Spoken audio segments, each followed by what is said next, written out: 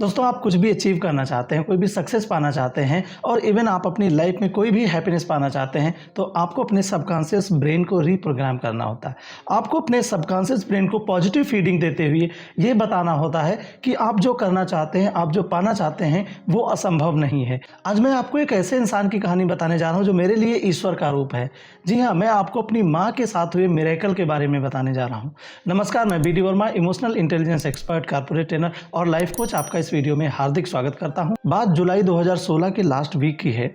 मेरी मां को अट्रियल सेप्टल डिफेक्ट, जी हां ASD, जिसे आमतौर पर दिल में छेद की बीमारी से जाना जाता है, उसके कुछ वर्ष पहले ये प्रॉब्लम उन्हें डिटेक्ट हुई थी।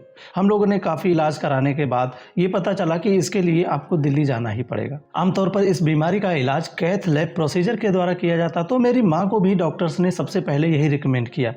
मेरी माँ को प्रोसीजर के लिए ले जाया गया, बट कुछ समय बाद डॉक्टर्स ने अपने चैम्बर में बुला के बताया, उन्होंने बताया कि आपकी माँ के जो छेद है उसके चारों ओर का जो एरिया है वो काफ़ी वीक है, वहाँ पे डिवाइस इस तरह से प्रॉपरली प्लेस नहीं हो पाएगी और हो सकता है वो कहीं इधर उधर खिसक जाए। तो इसका जो प्रोसीजर है वो अब आपको ओपन हार्ट सर्जरी के द्वारा ही सक्सेस हो पाएगा। बट आपकी माँ के केस में बहुत बड़ी प्रॉब्लम है। वो प्रॉब्लम ये है कि आपकी माँ की एज तो 55 प्लस है और आपकी माँ का जो वेट है वो 29 के अराउंड है, जो कि हम लोग ओपन हार्ट सर्जरी के लिए रिकमेंड नहीं कर सकते। But it's up to you, इसके अलावा और कोई ऑप्शन नहीं है। तो आप लोग डिसाइड करके मुझे बताइए क्या करना है, उसके बाद हम लोग प्रोसीजर की प्रिपरेशन करेंगे। हम दो भाई हैं, हम दोनों भाइयों ने आपस में डिस्कस किया और मैंने अपनी माँ को भी बताया और माँ से बताया कि माँ ऐसे ऐसी बात है, डॉक्टर से ये बात कह रहे हैं। मेरी माँ का कहना था कि बेटा अगर 80% भी रिस्क है लेकिन 20% चांस है तो मुझे कोई भी टेंशन नहीं है, क्योंकि मेरे दोनों बेटे मुझे कुछ भी होने नहीं देंगे और इसलिए मुझे कोई प्रॉब्लम नहीं होगी। तुम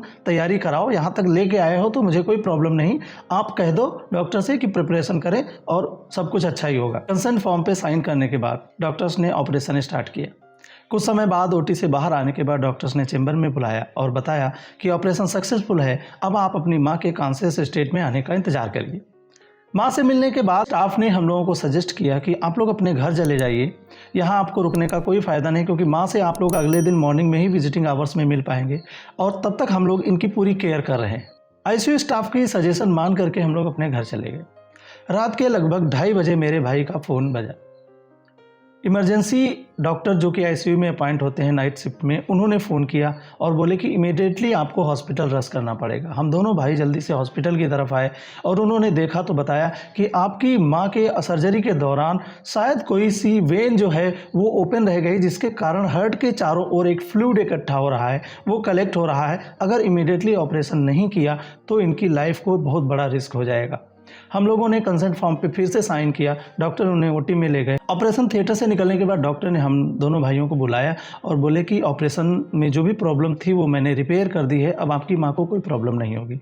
हम लोग अपनी माँ से मिलने का इंतजार करने लगे, जो कि विजिटिंग आवर्स भी होने वाले थे, और माँ के कॉन्शियस स्टेट में आने का भी वेट कर रहे थे। जैसे ही माँ कॉन्शियस स्टेट में आई, हॉस्पिटल स्टाफ ने, ICU स्टाफ ने हम लोगों को इन्फॉर्म किया और हम लोग अपनी माँ से मिलने के लिए गए। मुलाकात हुई और अच्छा, उन्हें देख करके काफ़ी राहत भरी सांस ली। मैंने डॉक्टर्स और ईश्वर को बहुत ही ग्रेटिट्यूड व्यक्त किया और अपने आप में सेटिस्फैक्शन लेते हुए माँ के और फास्ट रिकवरी की प्रे करने लगे। लगभग 7 दिनों के बाद हमारी माँ को हॉस्पिटल से डिस्चार्ज सर्टिफिकेट मिल गया।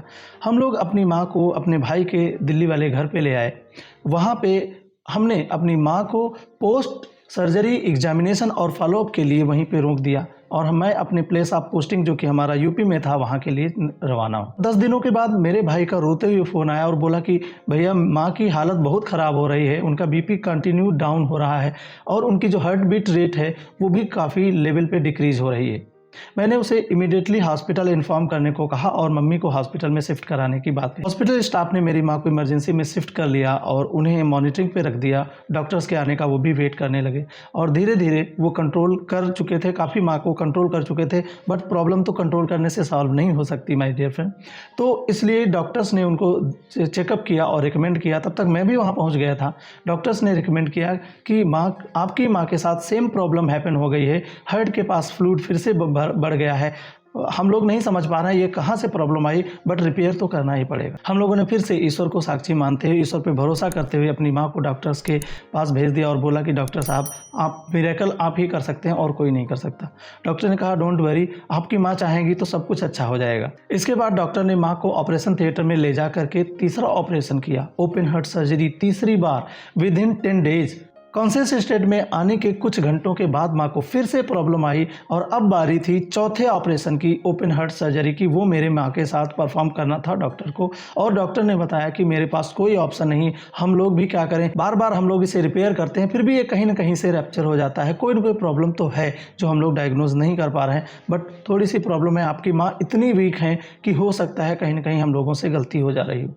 फिर हम लोगों ने फोर्थ ऑपरेशन के लिए, माँ के फोर्थ ओपन सर्जरी के लिए हम लोगों ने कंसेंट फॉर्म पे साइन किया और उसके बाद मेरी माँ को ऑपरेशन थिएटर ले जाया गया। और ऑपरेशन सक्सेस होने के बाद डॉक्टर ने हमारी माँ को आईसीयू में ऑब्जर्वेशन के लिए काफ़ी दिनों तक रखा, क्योंकि वो ये सेटिस्फाइड होना चाहते थे कि अब कोई प्रॉब्लम तो इनके साथ नहीं आएगी। उसके बाद उन्होंने उन्हें एक प्राइवेट रूम में शिफ्ट कर दिया, जहाँ पे भी हम लोगों ने अराउंड 1 वीक से भी ज़्यादा हम लोगों ने अपनी माँ की केयर की। उसके बाद माँ को डिस्चार्ज कर दिया गया। मेरी माँ स्वस्थ हैं और उन्हें अब उस टाइप की कोई भी प्रॉब्लम नहीं। दोस्तों, डॉक्टर के हिसाब से जहाँ पे कोई भी पॉसिबिलिटी नहीं उनको नज़र आ रही थी, वहाँ पे मेरी माँ के सबकॉन्शियस ब्रेन ने ये कारनामा कर दिखाया, ये मिरेकल कर दिखाया। तो मैं आपको ये बताना चाहता हूँ कि आप अगर अपने सबकॉन्शियस ब्रेन को ये मैसेज देते रहते हैं, पॉजिटिव फीडिंग देते रहते हैं कि आपके साथ सब कुछ अच्छा होगा, तो हर हाल में आपके साथ अच्छा ही होगा। अप्स एंड डाउन्स तो आते रहते हैं दोस्तों, लेकिन आप अपनी लाइफ में कभी परेशान नहीं होंगे। आप अपनी हेल्थ को भी सरपास कर लेंगे, आप अपनी हेल्थ को अच्छा कर लेंगे, आपकी हेल्थ भी हमेशा ग्रो करेगी और आप हमेशा हेल्दी पर्सन बनेंगे, आप हमेशा हैप्पी रहेंगे।